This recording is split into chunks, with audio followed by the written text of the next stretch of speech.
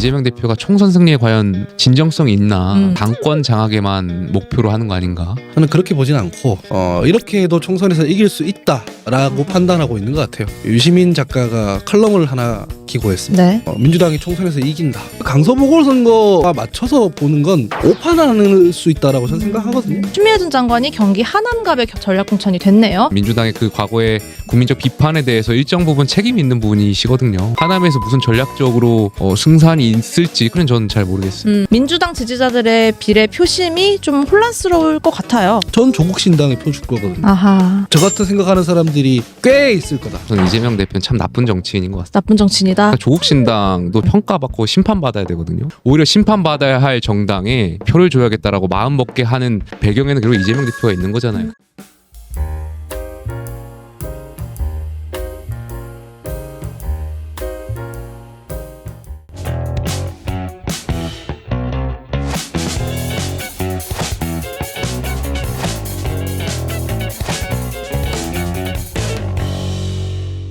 이재명 대표의 공천 과정을 봤을 때는 과연 총선 이후에 설령 기대에 못 미치는 결과가 나온다 한들 이 이재명 대표와 친명계가 주도권을 순순히 빼앗기겠느냐. 기대에 못 미치는 결과가 나오면 친문들이 이분들의 주도권을 빼앗는 게 아니에요.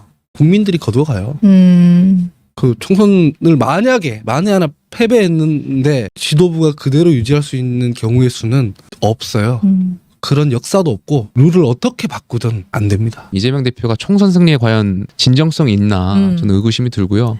결과론적으로는 당권 장악에만 목표로 하는 거 아닌가. 지금 민주당 지도부가 어떤 총선에 대한 생각보다는 차기 전당대회에 지금 초점이 다 맞춰져 있는 거 아닌가. 그래서 지난번에 그 민주당 혁신일 때도 사실 총선 앞두고 전당대회 룰을 개정하는 그러한 역할들을 했었잖아요. 그래서 많은 분들이 왜 저런 걸 할까 이제 많이 좀 의구심이 있었는데 하나하나씩 이제 수수께가 풀려가는 것 같아요. 물론 그런 평론을 하는 분들 많이 있죠. 합리적인데 저는 그렇게 보진 않고 이렇게 해도 총선에서 이길 수 있다라고 판단하고 있는 것 같아요. 오늘 아침에 이제 민들레라는 인터넷 언론사에 유시민 작가가 칼럼을 하나 기고했습니다. 네. 여론조사에 대한 걸. 민주당이 총선에서 이긴다. 강서 보궐선거처럼 당장 정당 지지율이 차이가 나더라도 대통령 지지율 부정평가율 뭐 긍정평가율 전체적으로 그 흐름이 바뀌지 않았다. 그러면 지역구별로 나눠서 보면 격전지에선 결국 민주당이 이긴다. 이렇게 보고 있더라고요. 유권자들이 어떻게 바라보느냐에 대해서 내용이 하나도 없어요. 아하. 비례대표 정당 투표할 때 1번부터 한 5번 중에 옛날 통진당 세력 들어가 있어요. 그게 민주당 지지층에게도 손이 가겠느냐. 본인 통진당 하다가 그 비례대표 경선 부정선거 때문에 박살나고 깨지고 나왔잖아요. 거기 표 줄 거냐 물어보고 싶어요. 그런 인식을 본인만 가지고 있는 게 아니라 대중들도 다 갖고 있거든요. 그래서 강서 보궐선거의 예와 맞춰서 보는 건 오판할 수 있다라고 저는 생각하거든요. 또 한 분 추미애 전 장관이 경기 하남갑에 전략공천이 됐네요. 이제 임종석 전 실장과 나란히 비교가 되는 거예요. 이 윤석열 정부 탄생 책임론의 기준은 무엇이냐? 뭐 문재인 정부 출신의 올드보이의 용퇴의 기준은 또 무엇이냐? 이런 문제 제기가 계속 있는 것 같거든요. 글쎄요, 저는 추미애 전 장관이 하남에서 무슨 전략적인 판단이 있었을까에 대한 의구심이 좀 있고요. 그러니까 추미애 전 장관 같은 경우에 이제 문재인 정부의 그 장관도 하셨고 민주당의 대표를 역임하면서 사실상 조국 전 장관으로 일컬어지는 민주당의 그 과거의 국민적 비판에 대해서 일정 부분 책임 있는 분이시거든요. 뭐 죽비로 내려 쳐달라 이렇게 말씀도 하시고 그랬는데 글쎄요, 이분이 하남에서 무슨 전략적으로 승산이 있을지 그렇게 판단했을지는 저는 잘 모르겠어요. 왜 이런 판단했는지 이해가 가지 않습니다. 또 하나 법야권 비례위성정당 조금 전에 잠깐 말씀해 주셨지만 더불어민주연합이라는 이름을 걸고 정식 출범을 했어요. 민주당이 진보당 또 용해인 의원 등 새진보연합이랑 손을 잡고 만든 당이죠. 그리고 같은 날 조국신당, 조국혁신당도 창당을 하면서 첫 발을 뗐습니다. 이제 이들이 비례를 두고 경쟁을 벌이게 될 텐데요. 조국혁신당은 꽤 선전을 하고 있는 것 같고요. 민주당 지지자들의 비례 표심이 좀 혼란스러울 것 같아요. 저는 야합이라고 표현하는데 민주당이 이제 야합하겠다고 하니 지금 586 운동권 청산 프레임에서 이젠 주사파 청산 프레임으로 민주당 스스로가 명분을 주고 있는 거 아닌가 생각해요.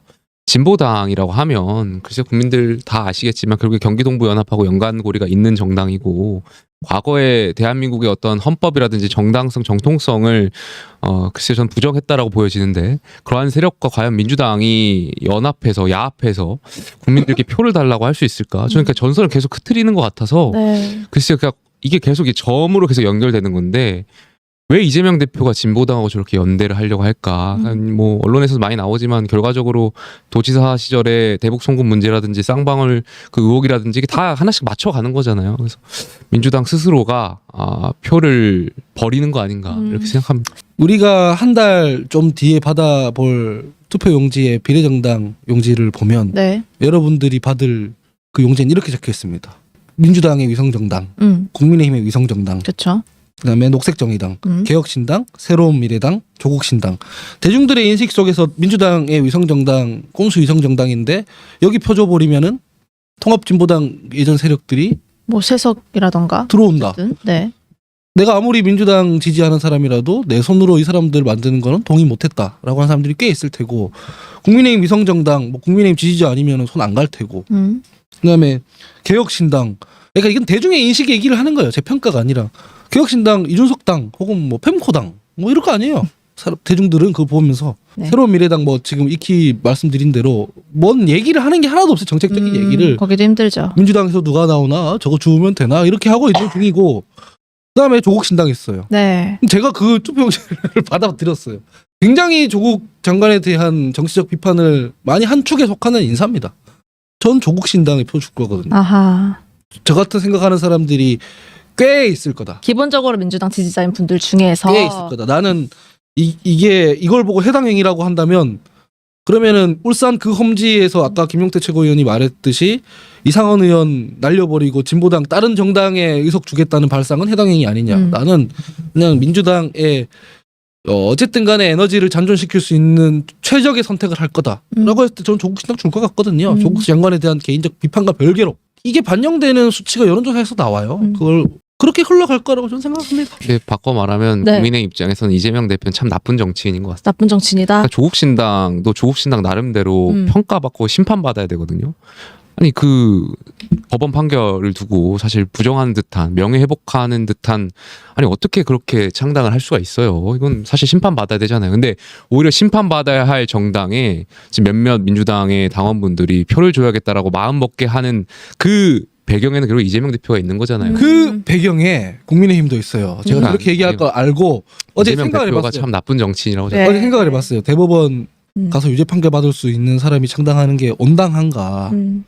조국의 강을 우리가 건너자고 했는데 이게 과연 될 얘기인가 생각을 해볼 거 아니에요. 저도 유권자니까. 근데 당 하나에는 김건희 여사를 둘러싼 방탄정당이고, 아하. 다른 당에는 체포동의안 넘어왔을 때 가결 부결 문제로 싸우고 누구 쫓아내고 이러고 있어요. 그렇잖아요. 그러면 이 두 정당은 조국 장관 가지고 뭘 할 자격이 없어. 이제 없어졌어. 아니 그 그러면 잠깐만. 근데 조국 장관 같은 경우에는 최소한 방탄을 안 했어. 방탄할 일이 없어. 이 정당은 이제. 왜냐면은 이미 수사로 치면은 과잉 수사를 받았고 재판 2심까지 진행됐고 대법원 판결만 남기고 있는데, 이 정당에서 활동하는 사람들이 조국 수호를 할 게 없어요.